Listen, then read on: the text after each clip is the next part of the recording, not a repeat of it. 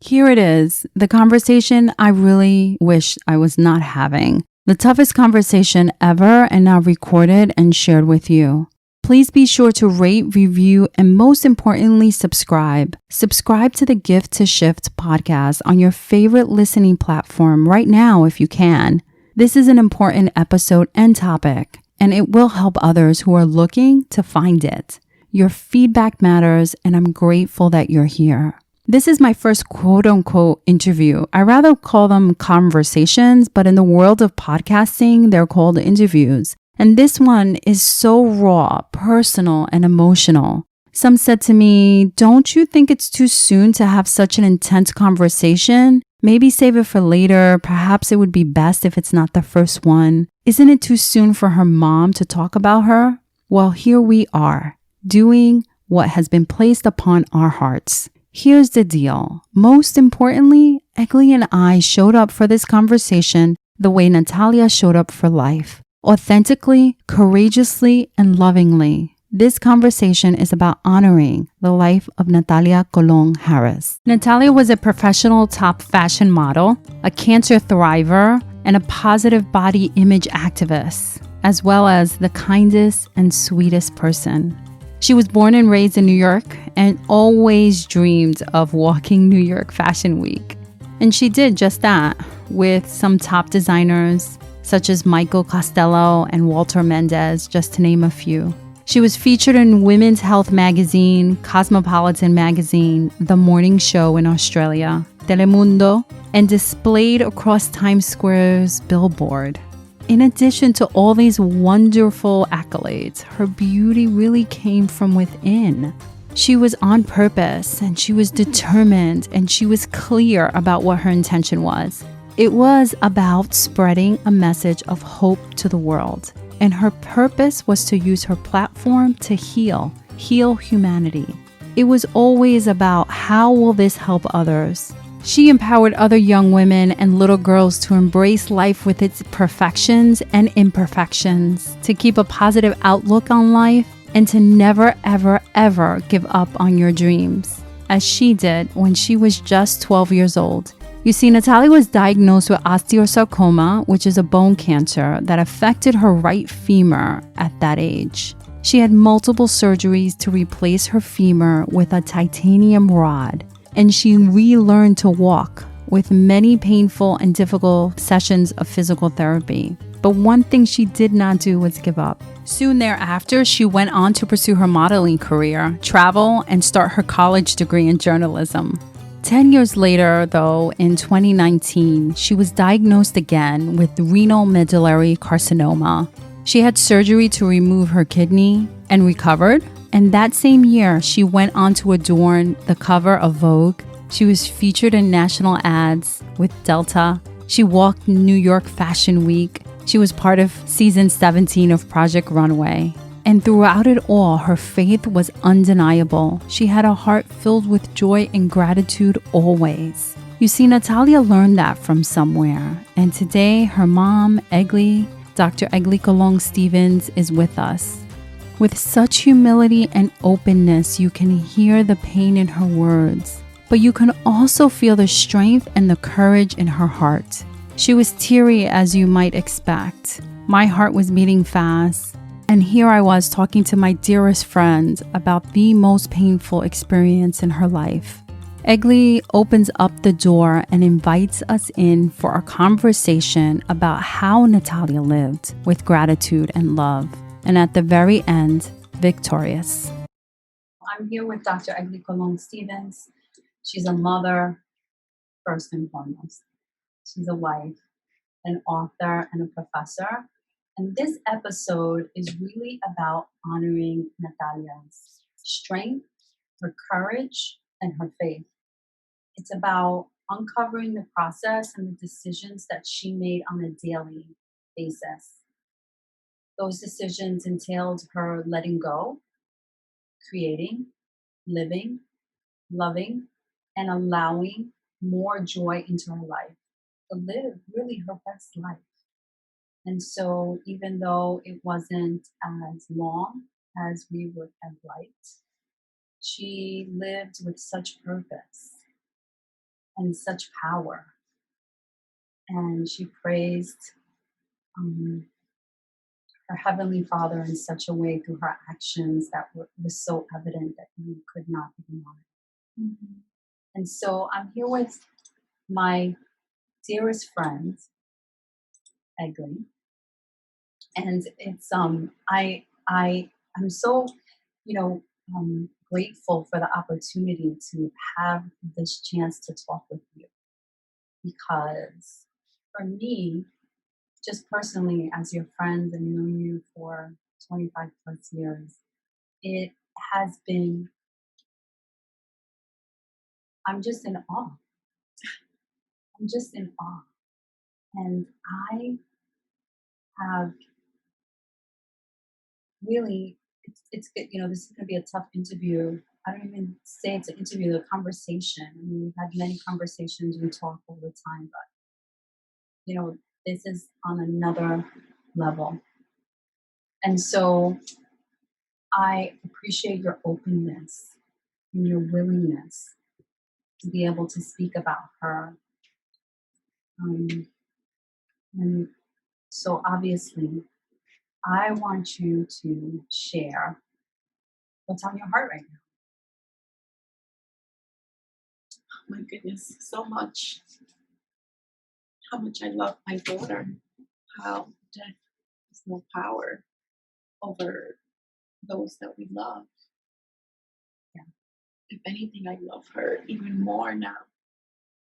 It has been 110 days since she transitioned. 2,640 hours. And she's in my heart all the time. What do you remember most that makes you smile? All of her. All of her. You have known Natalia since she was 16 months. And Natalia was, I'm still figuring out the language, because for me she is. Yes. And will always be, but she was pure sunshine. She's pure sunshine. So to remember Natalia, to talk about Natalia, is to think of sunshine, to just think of joy. She personified pure joy and light and rainbows and everything that is beautiful and amazing in this world. It's so true. You could not have said that better. That is such a great description of her, because you can't really put that experience, if you hadn't had that experience with her, you can't really understand it. Right. The words really serve it no purpose. Absolutely. And so when you describe it from a place of sunshines and rainbows and sunsets, and stars and stars moons and joy and laughter and dance, and then you realize that she was an angel. Yes. She was an angel walking on earth, and it's a powerful thing to have had that opportunity to experience that. And as a mom, to be able to be so close to that way of being for her until the very last breath. That's what she was. She was a ray of sunshine until the very last breath. What did you say to her when she was searching for answers about her diagnosis? So, just a brief background, Natalia was diagnosed at the age of 12 with osteosarcoma and recovered with a full humerus implant, a titanium rod. Yes. And then she recovered completely. And then 10 years later, she was re-diagnosed. And so that second time, she was old enough to remember what the first time was like. Absolutely. And so when she didn't have the answers to some of the questions that were coming up the second diagnosis, like why? Right? That would be the first question for me. Why? What did you say to her? I still don't have the answers of why. All I kept saying, why not me instead of her? And that's one of the things that I said to her when I see God face to face, that I was going to ask. Natalia was extremely intuitive and in touch with her inner soul, and had a relationship, a personal relationship with Christ, with her Creator. So she went within. She operated from a place of faith and discernment. But I specifically recall being at the doctor's office when we were given that horrible diagnosis. And she immediately said, no chemo. So,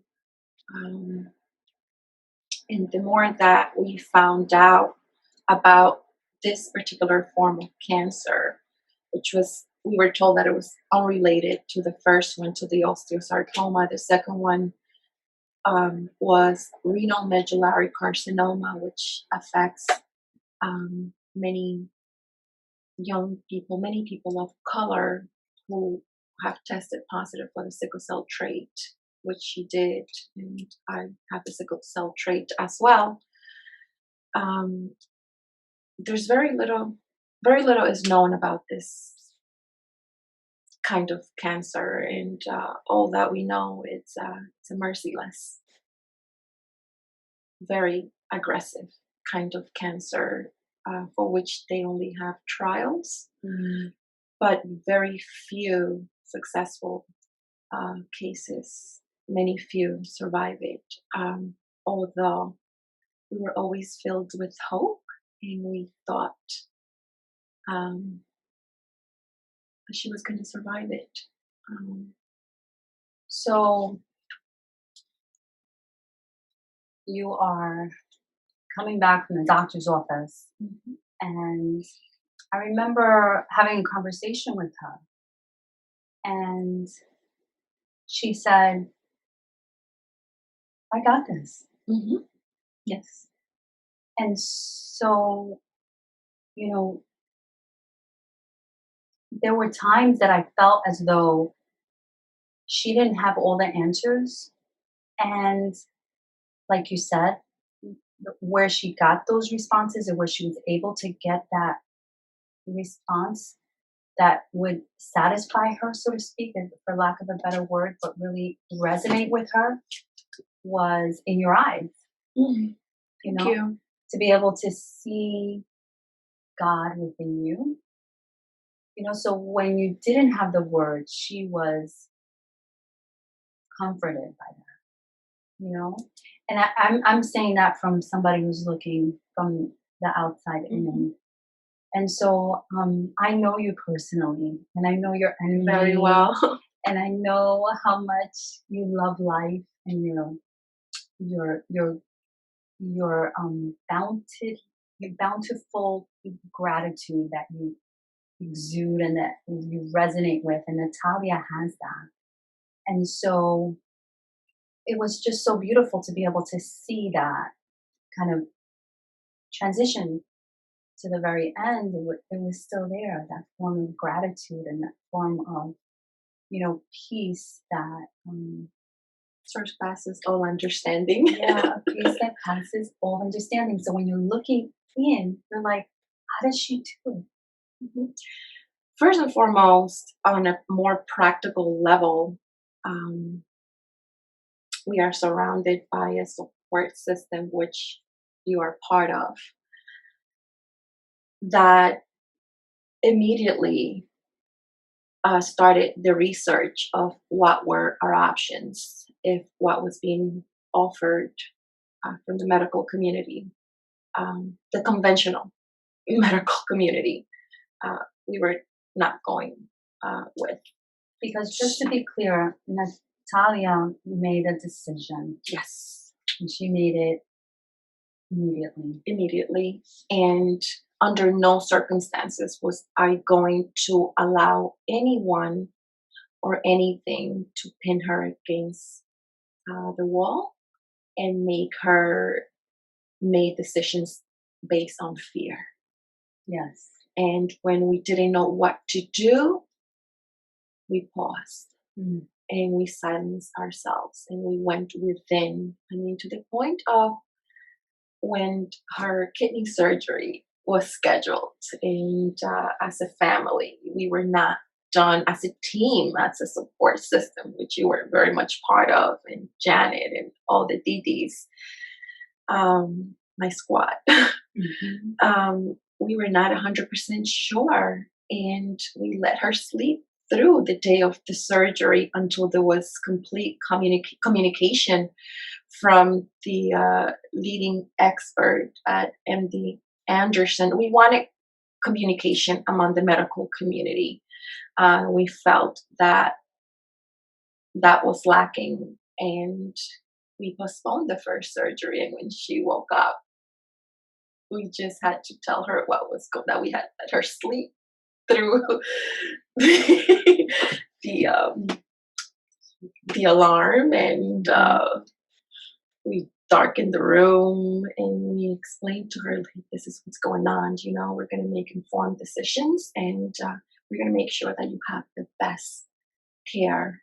You know, I'm glad that you're saying this, because there are going to be many people who are going to be listening to this that are either undergoing chemotherapy or another form of, holistic perspective of care. And, there is a tension of rapid movement that you feel like needs to happen immediately. Absolutely. And that oftentimes can cause lots of stress. Yes. And you are saying that you essentially purposely took a pause in the midst of the most emotionally disruptive time. Correct. Yes. To be able to say, I'm just going to pause here for a second.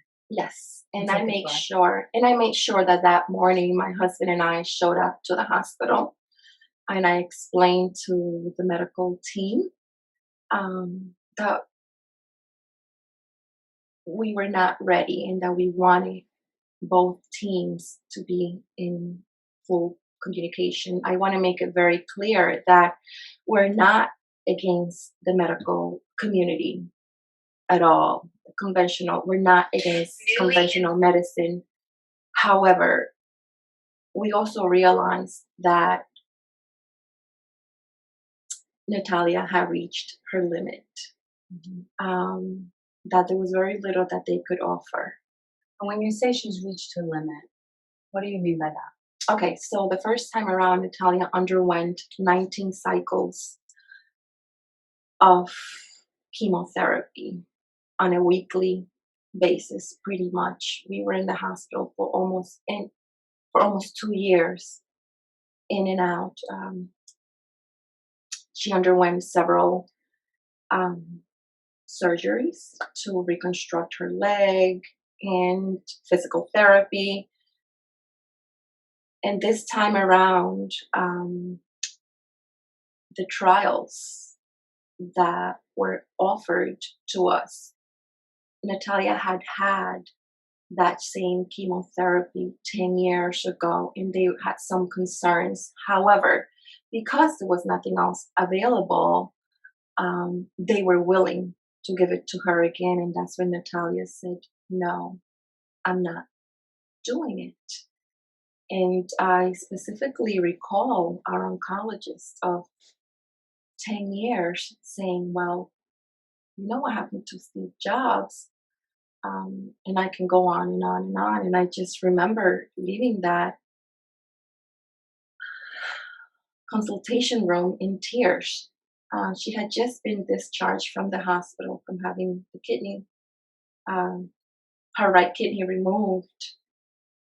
And we were told that renal medullary carcinoma was so aggressive more aggressive than pancreatic cancer, that they were expecting it to come back during her hospitalization from that stay. So we felt the world on our shoulders. However, something deeper than ourselves kept telling us that that was not the way to go. I kept listening to what she was saying and going to that place of clarity where she was, where she clearly said, I don't want to do chemo anymore. And I'm glad. I'm glad because in that year, 5 months since the time of diagnosis, January 21st, 2019, Natalia lived. I mean, Natalia lived. Anyway. Yes, she did. Nothing stopped her. Okay. But that year and a half, she traveled. You know, she went to Greece. She went to Turkey. Love found her. Yes, it did. They planned a life together. I've never seen my daughter so happy before. We traveled so much as a family. And death was the furthest thing from our minds. Like, we were crushing it. Like, yes. They say, like every single day. Every single day. I mean, she worked until the very, very end. Like, her most important jobs, like the Vogue cover. Right behind us, sitting on the chair.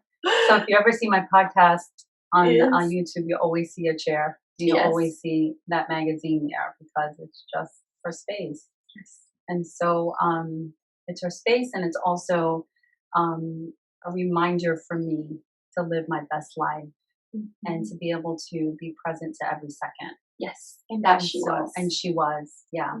Yep, her courage is what stands out the most to me. Absolutely, for me. Yeah, and she was young, obviously, for, from a perspective of what we know and how people should age and how they should live. And you hear this all the time, this kind of cliche about, oh, well, the ability to be able to, you hear the cliche that you live in a long life, but how many years actually in your life did you live? Yes. And I feel like she lived every single year. Like she lived with energy, and all I remember is Natalia as a 3-year-old.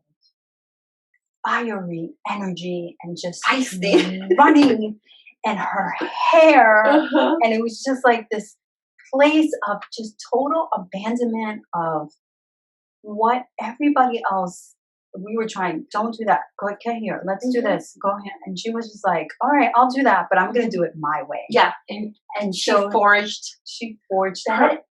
She forged her way based on her beliefs. And Natalia, and I write in my book, Unbroken, our book, that she led the way. She led the way, and children have a way of teaching us how they want to be parented by us. And a lot of times, because of this power that we think we have over them, we miss it. And it almost happened to me. And I'm glad she taught me how she needed to be parented, and that I listened, and that I allowed myself to be taught. Right, because there could be a point that, like most parents may think, I brought you into this world. I will, which I said. Yeah. Oh, I remember those. Oh, yes. Fiery energy, parenting, and that never ended. No, your parenting and your beliefs. Yeah, you guys went head to head a lot. And so But that energy, that's what I feel that's where it came from. She was emulating you in some way, shape, or form. Yes. To be And all able the to strong fight. women And around all the her. strong women around her, right? Yes. Her grandmother, her aunt Jennifer. You. All her titis. Yes. And she was really intentional about creating the life that she wanted. Absolutely. There was no chances. Oh, it was methodical, it was intentional, and it was always with God first. Always. And so her faith and belief was so strong. How did that start?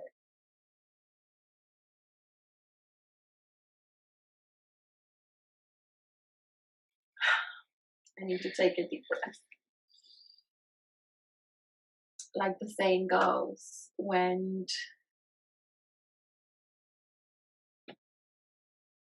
all you have is God. I can't even think of the saying anymore, but you don't realize how much you need God until you realize that God is all you have. Mm-hmm.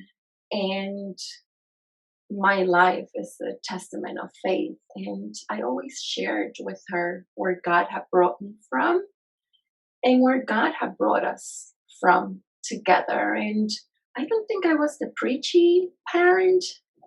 You can tell me. Maybe I was. Not all the time. But I am a firm believer that children do not listen to what we say. They watch what we do. And God have always had first place in my life. And she saw me. We prayed together. Amazing things happen when we pray with our children and for our children. So you have been very much part of our journey. I was a single mom from the time Natalia was 16 months old until she was about 18, 19. And prayer was very much part of our lives. So it's almost like you took God on as a co-parent. Correct. That was supposed to be the title of the book. What was it supposed to be? Co-parenting with God. And now the book is called Unbroken, which is very applicable. Yes. And she came up with that. She did.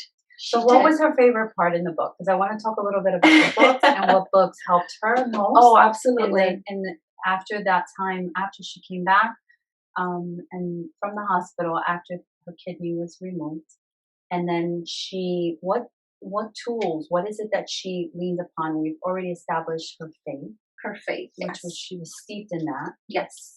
And she leaned on that and really just flourished completely in that love, in that comfort of yes. God. And so what other things supported her in this process? Oh my goodness, so many questions packed into one. I'm sorry, I'm so not a journalist. No, you really are. You really are. This is flowing so beautifully because I have declined many interviews and podcasts, and this is actually my first outing, my first time giving an interview or sharing. And many would say that it's too soon. Mm-hmm. And so I have gotten that from a few people that are closest to me in my life saying, is it too soon? But I'm home. But you're home. I'm home. And you are home. Not only am I in your home, but you are home. Yes. And you were very much part of this journey all along. And we're gonna I can go on and on and on about that, but I wouldn't have said yes had I not felt comfortable. I also feel that it's necessary. I have a question about that, but I'm going to wait. I want to wait for you to tell me about what tools she stepped into for that. So absolutely. So immediately, once my support system, including you, and my Vermont sisters, my you and the rest of the women, Jen. and of course, So Jen, Jen, so absolutely. Jennifer's here, and she's raising her hand like yeah, with a smirk absolutely. on her face with the neck. Because it's almost given. Like I am She's blessed, the second mom. and Jenny is a second mom, and Jenny is my youngest sister, who's like my firstborn. I was 13 when she was born, and she has been by my side, by Natalia's side, all her life. They are best friends. And immediately all of you put on your researchers hats and went on a hunt pretty much for the best holistic natural care out there. And I remember at one point all of you were ready to send me to Tijuana. We were willing to do anything anything because Natalia was ready to do anything. Absolutely. And she was doing all. So yes, we all felt whatever that may look like, to be able to support her in whatever we could. Exactly. We had no idea how that was going to look like. And there were no limitations. Right. And the first thing that was put in our hands was Dr. Kelly Turner's book, Radical Remission, which came like our second Bible. I mean, I have the book, her actual book back there, which I had to tape 2 or 3 times, and pretty much every family member had to read it. We all came on board with it, and we had to make drastic changes quick. She refers to them as the 9 key factors, for surviving cancer, radical remission. And one of them, the first one, is having a strong reason for living, which Natalia had more than anything else. Natalia wanted to live. I mean, at some point I realized, she wanted to stay alive for me, although she was in so much pain, and for her dad, and for all those who love her. But Natalia had many reasons for living. The second one is taking control of your health, which we always have. And both of you coming from the healthcare system, where we met 25 years ago at Brooklyn Hospital, we knew firsthand how things run, although great. Yeah, but you're watching the video, you're seeing exactly what we're thinking. We're trying to be as gentle in regards to the healthcare system, because we're not totally. They really are. They really are. They really are. But we also didn't grow up in a world that is used to questioning, right? And Natalia learned that very well. From us. From you. From you. She questioned me. She challenged me many times. And I love that. That's the kind of child that I raised. Do your own research and go with your internal GPS to make informed decisions, to be a leader, and to take control of her health. Which brings me to point number 3 in Dr. Kelly Turner's book, which is following your intuition, which we call it our internal GPS, or the voice of the Holy Spirit. Number 4, make a radical change in your diet, and that we did, not only in our diet, but what we put on our bodies. So makeup was changed, hair products, lotion, soap, toothpaste, filters in our bathrooms and our kitchen and shower, another filter to remove the fluoride from the water. I mean, an outing with Natalia was intense. We had to travel around very well prepared with everything that we were going to consume, because as a result, it became like a family thing for most of us. The use of herbs and supplements, which became very much part of. We immediately were put in contact by my cousin with a wonderful herbalist, radical, but we needed someone radical. Then he opposed from the very beginning the kidney surgery, but I was so afraid. We were so afraid. And this was a new world to us. And we were advised, at least.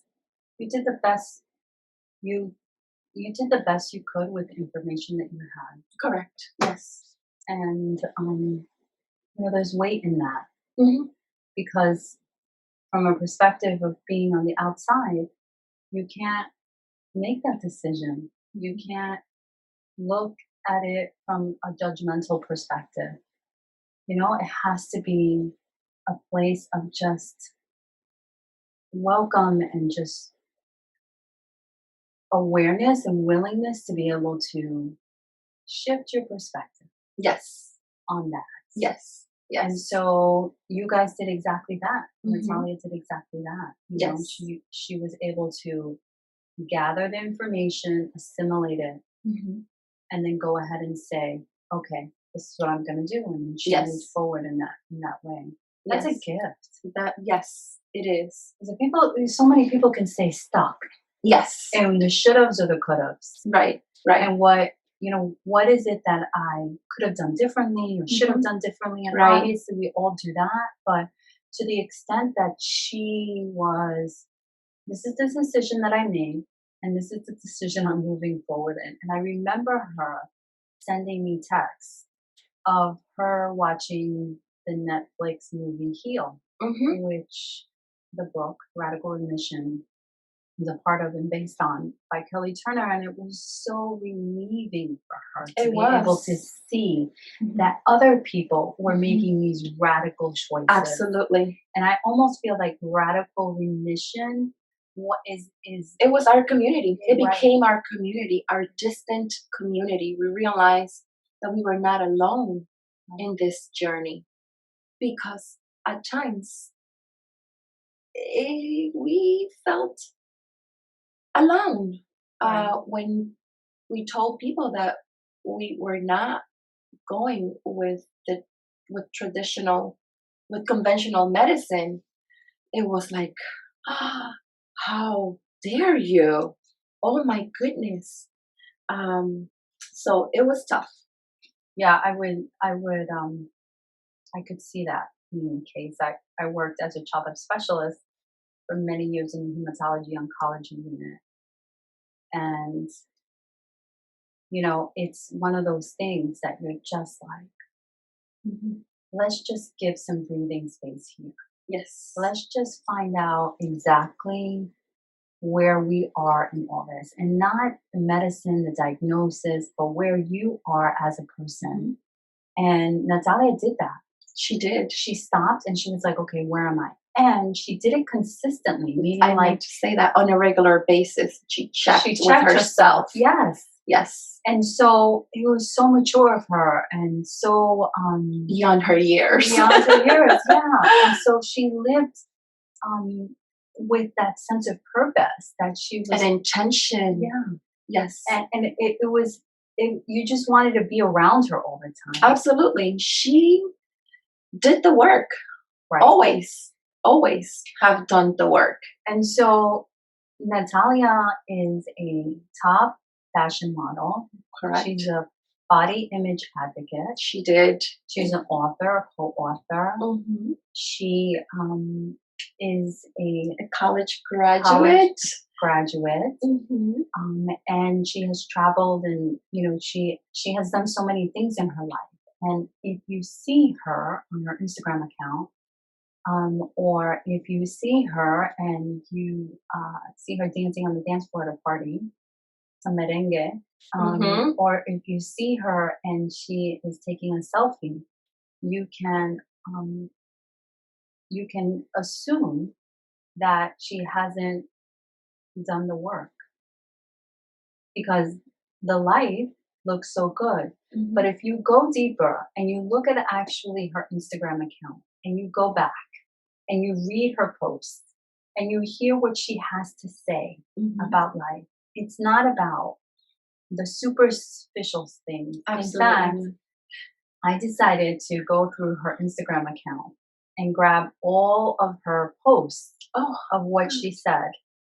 And I remember putting them down and thinking, did she say that? This is some deep profound shit. I'm sorry I have to say shit because it was some deep shit. Like, you are so beyond your years. And so her sense of maturity and her faith, deep steeped in just gratitude. It was so huge that it was such a gift. So you're right, she did do her work. And if you were a part of that, you knew how much she intentionally created everything that you see on the outside. She intentionally created, and that came with a lot of work, came with a lot of vision boards, a lot of tears, a lot of going back and forth, a lot of standing in line, going to rejections, casting, a lot dealing of with rejections, a lot of heartbreak, and a lot of physical pain. Yes, Physical pain. Physical pain. And Absolutely. you would have never known how much pain she was really in. Absolutely. So Natalia used the runway and the fashion industry as a platform to bring a bigger message, one of self-acceptance, one of embracing our differences. She hoped for all young girls, young women to love themselves, to embrace themselves with their perfections and imperfections, and to realize that they are more than enough. And she got invited to speak at high schools to share this message, and she had big dreams, and she left everything. She intentionally didn't leave it that way. Natalia was a compulsive note taker like I am. We never go to bed without a to-do list for the next day, and she gets that from both her mom and her dad. We both walk around still with a book where we write our to-do list to maximize our time, maximize our money, maximize our everything. To just, Natalia, we all see the success, the Project Runway model, the Vogue cover model. But behind that, it's about a decade of knocking on doors, of photo shoots, of rejections, and all along my sister was there, guiding her, because as I wrote in an article a couple of years ago, I was against that career to some extent. Although I do it now, I became a life. What is it? What am I? A lifestyle. What am I? A lifestyle model with the same agency that she is signed on. And what I realized is that what the fuck did I realize? Okay. Oh, I'm sorry. Yeah, no. You were speaking about how essentially, she was online and she was doing the work to do it. And that didn't come overnight. It didn't come overnight. And Natalia, it's having a dream is not enough. That's right. You have to work for it. And Natalia worked for everything that she had, everything that she conquered. And she prayed. She prayed and she trusted. She trusted God. And And many times she, like as you mentioned, she prayed with a vision board. She That's created images, and we looked at one of her latest vision boards, and she's like, "Mommy, I need to create a new one." And I think you worked with her creating a new one because she had accomplished everything. Yes. Even her new home was Right. everything that she had envisioned. Mm-hmm. So Natalia took a very active role in creating the life that she wanted to live, but she also surrendered and trusted God, and never compromised her values and morals, and was unapologetically who she was. And you know, I really saw a shift after her second diagnosis. After she had recovered from the surgery, I saw a shift emotionally and mentally to a place of strength and fortitude.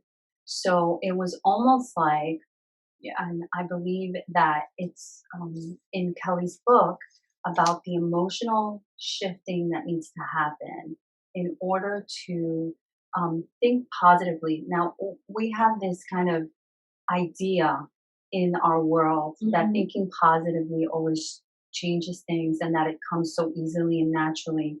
But it wasn't only thinking positively. It was also this intention of like, I understand what's coming at me. I hear the information. I'm going to choose to use it for good. For good, absolutely. That's actually point number 6 and 7 in the Dr. Kelly Turner's 9 key factors to radical remission, which is 6, releasing suppressed emotions. There's nothing wrong with going to therapy. Right. And that's something that we both did. And just releasing, forgiving ourselves, forgiving others. And Natalia is one of the most forgiving people that I will ever meet, and also grateful. Natalia operated from a place of abundance, this place of gratitude where she took nothing for granted. And but releasing suppressed emotions. None of us have a perfect life. By no means was I a perfect parent. I did the best that I could, and but we all come with baggage. And I was intense, and so was she. And together we were fire. So in promoting positive emotions, she embodied that. Natalia walked away from gossipy, toxic environments, and she was so in tune with herself. She could sense fake. Really, really. Good. And still be respectful and be your friend, but it's not really a person I want to hang around with deeply. Yes. And so at 23, 24, to have come into your own, people take a lifetime. Yes. To do all those things. It took us longer. We've grown together. We really are soul sisters. We have done the work, hard work together. We have been a mirror to each other and hold each other accountable. But at 22, at 23, at 18, at 16, homegirl was doing it. Yeah, nowhere near where Nat was just on another level. On another level. And that's what I feel is so palpable. Yes. About her presence and about who she is and who she was, because I still feel her, Me too. I understand when you don't want to use past tense. Yeah. Because her legacy still lives on. Correct. And so why did you feel this was necessary? You mentioned it earlier that you felt that this conversation was necessary. Because both the book, Radical Remission, and the movie Heal aligns with a lot of the work we have been doing most of our lives on how our thoughts, can create our realities, and also how our thinking can affect how we feel physically. And Natalia wanted to make sure that not only was she eating healthy foods, but also healthy thoughts and a healthy lifestyle, healthy relationships. And when I think of all that she gave us, Natalia gave us the opportunity to shift, which is the gift to shift. Yeah, this is why the podcast name came to me that first weekend in May. And it just literally, I was having a conversation with someone, and someone said, we were in the midst of the pandemic, and someone said to me, yeah, I'm just shifting. And then I said, yeah, it's the gift to shift. And as soon as it came out of my mouth, I knew. And that was May 3rd, that weekend. And she left us May 6th at 3:49 p.m. Yeah. And so this episode is in her honor. Absolutely. Thank you. This is the call to action, the force within that is undescribable. You can't put into words. You can't, you can't write about it. You just have to share about it. Absolutely. And that's why I felt it so important to be able to share her story and to hear it from you. Because your mother-daughter relationship was so loving and caring, but just on another level, on another level of just support and kindness and respect. And even though obviously in any mother-daughter relationship, that's always the case, but this was, and when I say that's always the case, I mean, there's always hiccups, there's always parenting that's done. But what I saw was, just something that you're just in awe of, because there was a level of love that transcended whatever situation was going on. And I have a daughter, and I only hope that she and I will be as close as you and Natalia are. Thank you. And so, what do you want people to know about who she really was and is? What do you want them to really take away from this conversation? What do you want people to understand about who Natalia is? Oh my goodness, that Natalia was bigger than life itself. That she was intentional about living. That she didn't waste a moment. That she operated from a place of gratitude.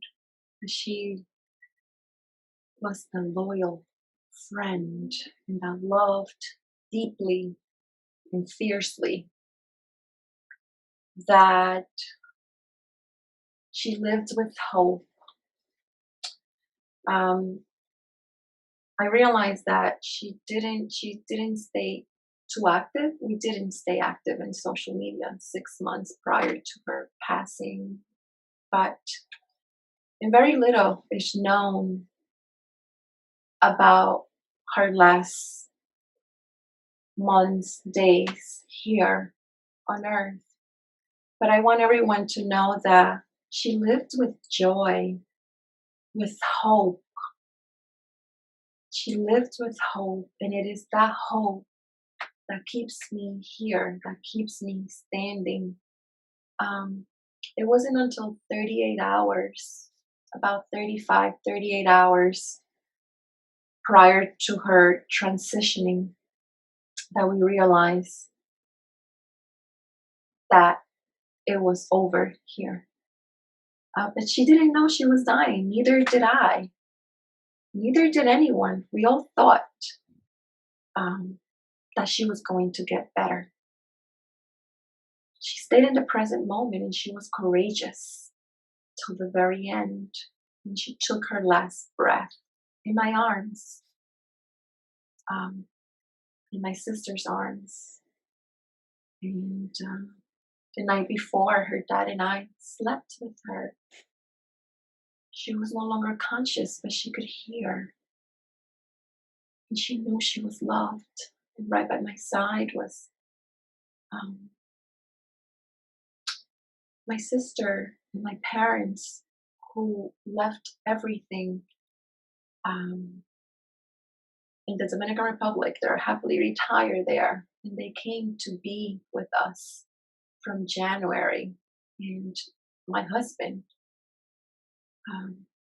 was by my side, and Natalia went back to her creator in the midst of a pandemic, by which she was not affected by to some extent. But she was surrounded by love and by all those who loved her.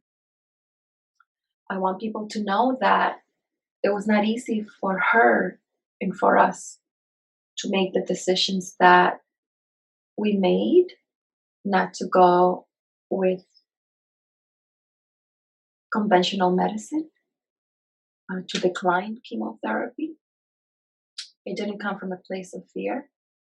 But please understand that Natalia underwent 19 cycles of chemotherapy, that this was our second time around, that we were not naive as to what to expect, and that we did the research, and we had an entire team of some who are in the medical field directly, physicians, nurses, that knew very well, that put us in touch with top organizations and the leading researchers. And after we had all the information, we made an informed decision to go with what was best for us.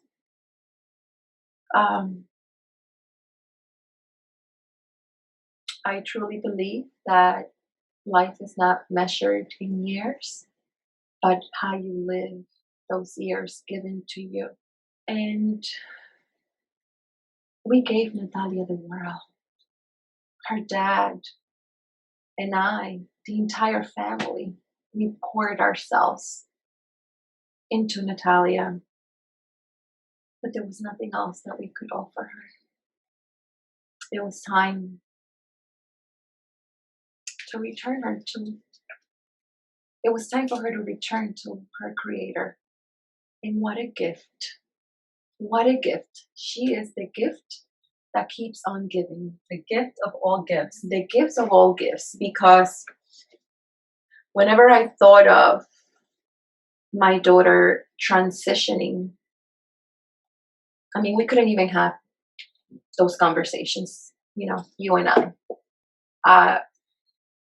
And our sisterhood was tested many, many times. But your love for us kept you standing and coming back and meeting us where we were at.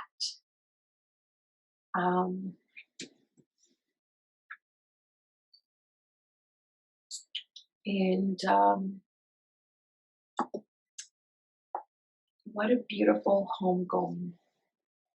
What a beautiful homegoing we had. On the day that she went back to be with her creator, I knew her dad, it's like 4:30 in the morning, and her dad went home to shower and change, to come back.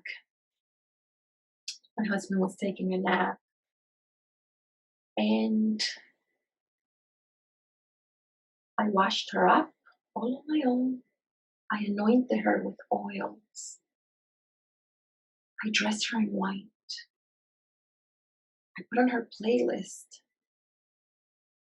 And until the very end, I spoke words of affirmation. And I reminded her, like on the diagnosis, when you're in my kitchen, with Patsy, and I told her, travel light. I told her not to be afraid, not to be afraid to go. She was going to be fine. To follow the light. What a gift. What a gift. to shift. But what a gift to be able to have that time. Absolutely. To be able to say that. Absolutely. In the midst of a pandemic, In the midst of, when thousands of people are dying alone in hospitals. And so Natalia was at home. In the home that she created for herself. Because by divine order. Yes, absolutely. She had moved. That's one of the things that she was able to do this past year. Past year and a half from the time she was diagnosed. She was able to move on her own for the second time because she lived alone in California. I'm sorry. And to answer your question, you had asked me, well, why Unbroken and what was Natalia's favorite part of the book? So she loved the entire book because I start off talking of what life was like for me when she was being formed in her mother's womb, which reminds me of Psalm 139, which I often quote in the book. So she got to know what life was like when she was being formed. She got to know me better because I shared some of my childhood in the Dominican Republic.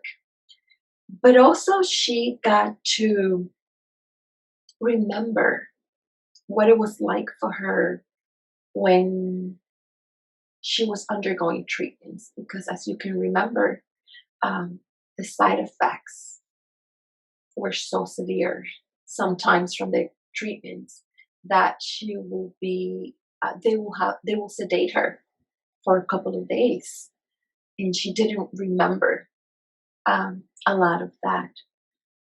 And then she got to write her own chapter at the end. So she got to laugh a lot and learn about me, about her, about the world, what the world was like in 2008. Yeah. Because it took me 10 years almost. The book was there, and for some reason last October, which is going to be a year anniversary yes. of the debut and the release of Unbroken. Yes, we just decided to publish it. Again, we had no idea that Natalia was going to pass. We really thought we were going to be that case. But to some extent, we are. We are, because we got to live, to have quality of life, to have quality of life and live. And I came to the realization that a lot of times the healing doesn't come here on earth. Wow, that's pretty deep. She completed her circle. Yeah. And she was being called home. That there was nothing else I could have done. Mm-hmm. That we could have done. Right. Yeah. And my heart is full. My heart is full. It remains unbroken because it's grounded in faith.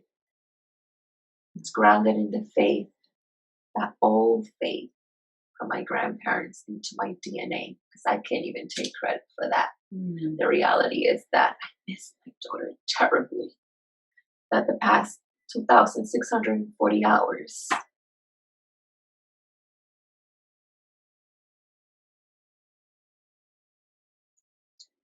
are unspeakable, unimaginable. But I'm living through her strength. She taught me well. Yeah, when we do connect, you say, I learned that from them. Yeah. You know, and to be able to keep her memory and her legacy so at the forefront of your each and every daily activity. I wrote a post this morning that said, she has a picture and it says celebrate everything. Yes, and that's her. And that's that was us. her. That was us that's too, us. but yeah. That's us. It's always a party. It's always a party. And I said in the post, big things and small things. Yes. Everything is a gift. Yes. And for you to be able to really take that in, you know, that place in your heart where you can, you know, feel the feeling, be in the moment, and then say, I learned that from her. Mm-hmm. Or I can remember that from her, or she gave me this ability. There's, that's like here. Yes, she's here. She's here. She's here. I'm learning to see all the signs from a gift from God. A gift from God. And only those who have lost someone this close can understand how I see her in every sunset, in a cloud, in the form of a wing, like in that red bird that visits me. Everywhere there were cardinals. Every time. And the blue jays. Yeah. That was our thing. And she will say, "This is from heaven, Mommy." And also what our faith has taught us, that I'm going to see her again. How significant is that promise now? Oh, so significant. It's what keeps me going. It's what keeps me going, reminding me that my journey here is not over. And you are one strong woman, filled with so much faith and courage, just like your daughter. I mean, she got it from somewhere. Thank you. You know? And so what would Natalia like for others to do in her memory? So there's so many people that love her and care about her and love you and care about you. And I don't mean the word do as in doing something. I mean do as in being. What would she want her legacy to be displayed in the lives of others? To pursue their dreams, not to be afraid to dream big, but don't compare yourself. Comparison is the thief of joy. And it intimidates us to go after our dreams. Natalia, we all thought it was going to be impossible for her to accomplish the things that she has. I mean, when my mom was like, yeah, you will be all of that. But she was afraid for her. But, and I just want to mention, gentle. Okay. I just want to mention this because this is really important. Natalia, after her first diagnosis, when she had that surgery, the scar was, I don't know how many inches. I forgot. It's like literally. I want to say it's about 20 inches. 20 to 25 inches. So, okay. Yeah. So it went down her entire leg, her knee, and she had to relearn how to walk. Mm-hmm. And then, and not only that, one day we showed up to physical therapy. Remember, and she said she took my stilettos, right, and I took her in a wheelchair because she was in a wheelchair for quite some time. And she said to the physical therapist, "Not only are you going to teach me how to walk again down the runway, but you're going to teach me in these heels." And the therapist was like, okay. Yeah, she's 13 at this time. Yes, right? correct. And so they just think it's this kind of, 13-year-old who have these, ambitious goals and dreams. But little did they know. Yes. And they were always very supportive of her and very, very proud. And I have great affection and gratitude for the entire medical team at our hospital. And, but, I want Natalia to be remembered as a gentle soul that was not, I don't want to say afraid, because it's okay to feel fear, but do it anyway. And that's what she did. That fearless kind of thing, sometimes can set a false expectation. Right. Set you up. We have seen our daughter. I've seen her afraid, but fear never stopped her. She felt the fear and did it anyway, in her own way. And she made sure that she opened doors for others. That's right. Natalia, God, she had so many dreams. And she said that she was not ashamed of her scar and never allowed anyone, as a matter of fact, turned down That's right. jobs that will try to Photoshop her scar or to hide it. Same thing with her hair. Her hair. She was a little revolutionary in her own gentle way. Loving. She was a game changer, a shaker, a mover. And that's what she came here to do. She came to shift us all. That's right. I had to be on my toes. Right. On my toes 24/7. She made sure of that. And then she would laugh. She would say, Titi. Yes. Oh my gosh. Yes. So funny. Yes.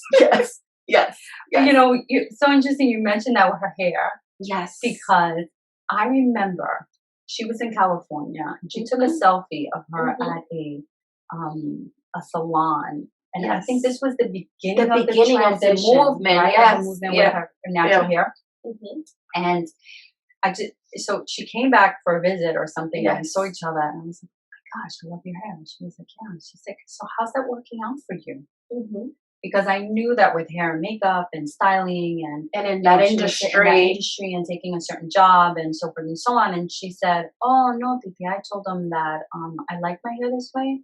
And I'm not doing any jobs that require me to have straight hair. Absolutely. I mean, I remember her saying to me that she had to tell a client, would you delete someone's race? Something to that effect. I can't recall the words, but she said, this is who I am. This is who I am. And this is part of my race. So she was unapologetically comfortable and proud of who she was, a young woman of color, a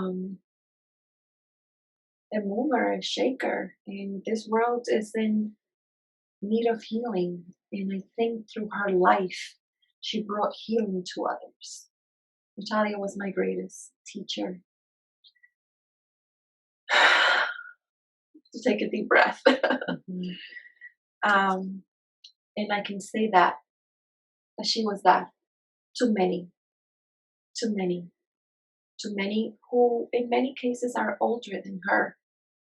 And she came to teach us all and leave us an amazing legacy that will live on. Amen. But life, it is hard without her. I miss hugging her. She was my best friend. Thank you. Thank you. Thank you. Thank you. Thank you for providing this safe space. Absolutely. Is there anything else you want to share? Anything else on your heart?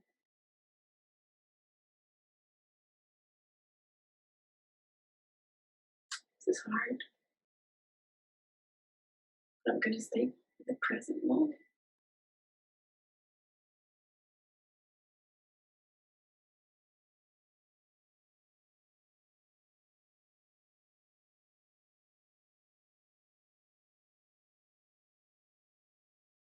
My faith has helped me push through every day and see life in a positive manner and put things in perspective and see the good and the bad and the light in the darkness. Natalia was definitely placed here on earth for a reason. What I learned from her was that we are bigger than whatever situation that we're going through. You define your life, not the situation. Thank you so much to my soul sister, Egli. Her friendship and her sharing her gift of Natalia with me. Please visit the show notes to order your copy of Dr. Egli Colon Stephens' book, Unbroken. I will also link her information there as well. Thank you and big hugs to Jennifer Colon and Alexandra Charney, who supported the creative piece of this Gift to Shift podcast. Their work is genius, and it flows from a place of authenticity. I really could not have done it without them. Make sure you grab their information in the show notes.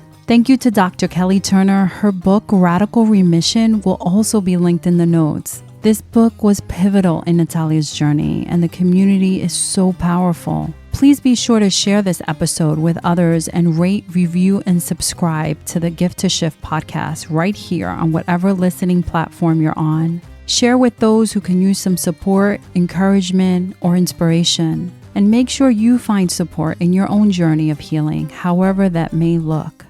Go to my website, gifttoshift.com, and let's connect. Shoot me a DM on any of my socials if you're looking for one-on-one support and coaching to live your best life. Remember, healing comes in multiple forms, and I'm so grateful I was able to share just a little bit about Natalia's life and her legacy. And so I ask you, what will your legacy be? Natalia chose to live her best life despite the challenges, and I hope you do the same. Thank you so much for listening, and we'll talk next week.